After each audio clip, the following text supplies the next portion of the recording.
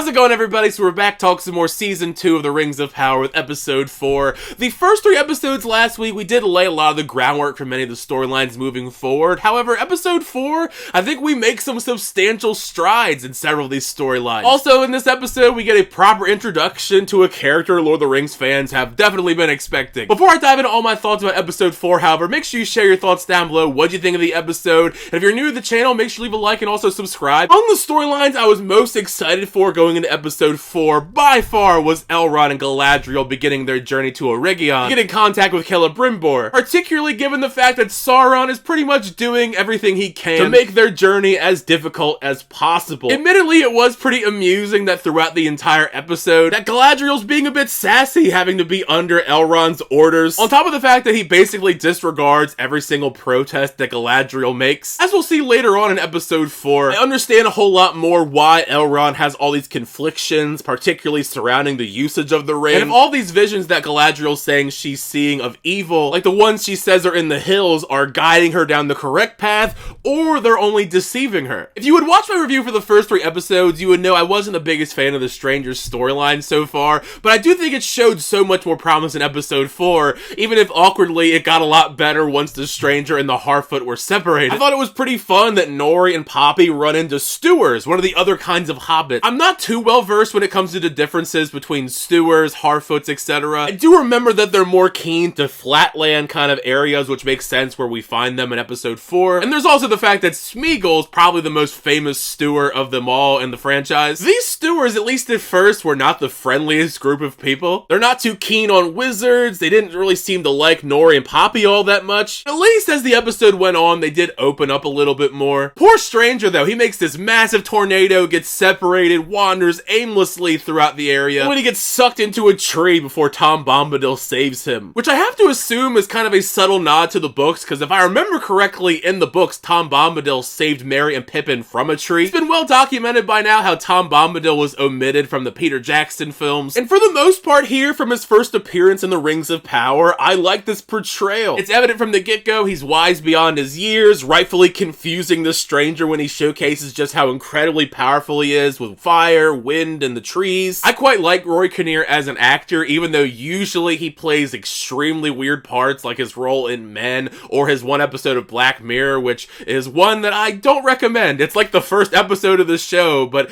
it's very weird. Another interesting tidbit going forward is the fact that he reveals to the Stranger he's met with the Dark Wizard before, leading us deeper down the rabbit hole of theories on who exactly this Dark Wizard is and why he wants to take down the Stranger so badly while spreading evil and potentially aligning with Sauron. It's going to be very interesting to see moving forward if that's revealed by the end of the season, and if eventually the Stranger is ever ready to learn how to wield a staff and learn from Tom Bombadil. When the episode shifts back to Elrond's group traveling through the Barrow Downs, that probably was my favorite part of the entire episode. It does a fantastic job evoking the spooky vibes, so you knew something bad was going to go down, even before they found the messenger that was supposed to warn Celebrimbor dead in the woods. This entire section, there was an overabundance of eerie, tense atmosphere, only amplified by the realization that Sauron woke up Barrow-wights and they begin taking out some of the random members of the group. I say random because I have no idea if they ever mentioned the person's name before they were brutally murdered. I love the look of these Barrow-wights. Pretty scary looking. It was especially great when they tried fighting them and none of that stuff works and they rematerialize. There was one part of this that I was kind of bothered by. It was probably the moment after Elrond figured out how he can kill the Barrow-wights. It's the simple fact that his dialogue just felt so unnatural. It was clearly put there to explain to the audience exactly what happened. With so much good development with the Strangers, the Harfoot, and Elrond and Galadriel's story, it almost made me wish that they didn't try to also cram in the stuff with Arondir, Isildur, and Estrid. Don't get me wrong, there's some solid stuff across their storyline. The whiplash of reactions towards Estrid finding out her secret here was wild. Very quickly they realize her big secret, that she's one of the Wildmen, and lose all trust in her. But after she tries saving them from this big creature, they're cool again until Isildur tries to kiss her and she pulls a sword on them. Personally, I don't know what Isildur really sees in Estrid to this point. We haven't had enough material for me to understand why he would just fall head over heels for this woman, who has been nothing but secretive and combative towards him the entire time they've known each other. I mean, I'm not saying I've had a crush on an unstable woman here and there, but I mean,